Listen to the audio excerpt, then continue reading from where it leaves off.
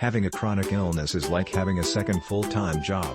On top of managing the ins and outs of a rigorous, sometimes burdensome health program, dealing with the symptoms and ramifications of a chronic illness can take a toll on your mental health, too. The stress of appointments, the medications, the paperwork, the procedures, not to mention feeling the actual effects of the illness itself, it can be overwhelming. Finding yourself unexpectedly in the middle of a health crisis can be a shock. Life after D-Day, diagnosis day, often looks very different than the life you enjoyed before getting sick. Life doesn't have to be gloomy while you reclaim your health, though. Sometimes the world gets rough. Sickness takes over and you feel down in the dumps. We've all been sick at some stage and usually it passes with a cold or a bug. But if you do have a long-term illness or disease, it's a different challenge. Putting on a happy face and presenting a cheery disposition to the world, even when going through really tough stuff, is applauded. When we get sick, we all have a choice of how to work with illness. We can choose to be miserable or we can choose to learn about ourselves and grow from the experience.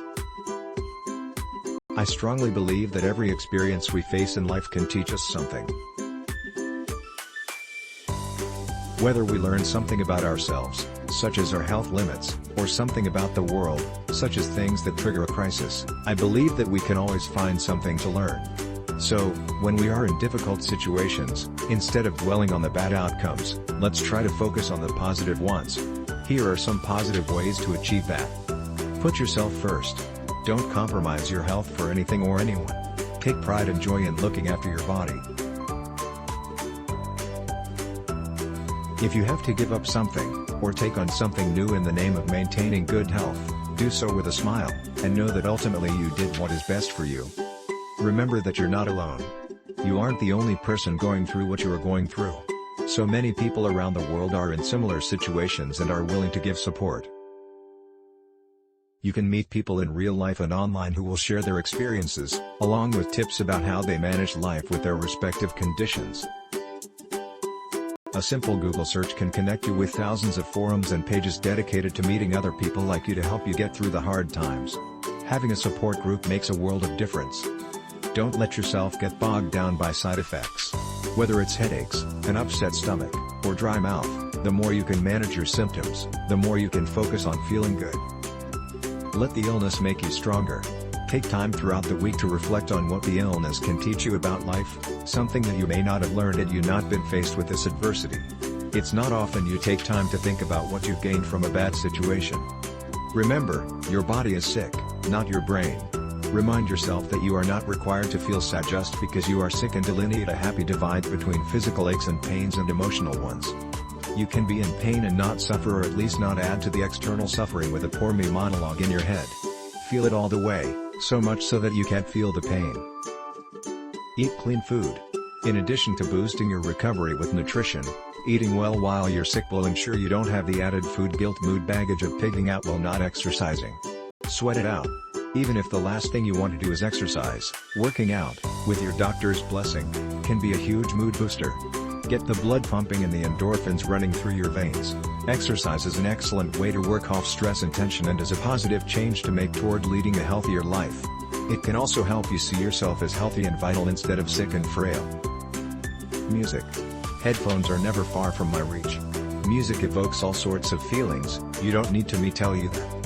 Soothing music or dancing music, whatever takes your fancy, just give it a try at some point in your day. If nothing else, it'll waste a little bit of time and keep your mind busy and away from the illness. Start by acknowledging how you feel. You can't force that sick of being sick feeling to go away by denying that it's present. In fact, denial may only intensify the feeling. It's normal to feel this way. Being chronically ill is hard, so start by acknowledging that it's not easy and that it's not surprising that sometimes you're just plain sick of being sick. Cultivate self-compassion for your illness and for that sick of being sick feeling. Self-compassion is crucial because it keeps self-blame from sneaking in. Adding blame into the mix only makes you feel worse. You're chronically ill and that's a fact of your life right now.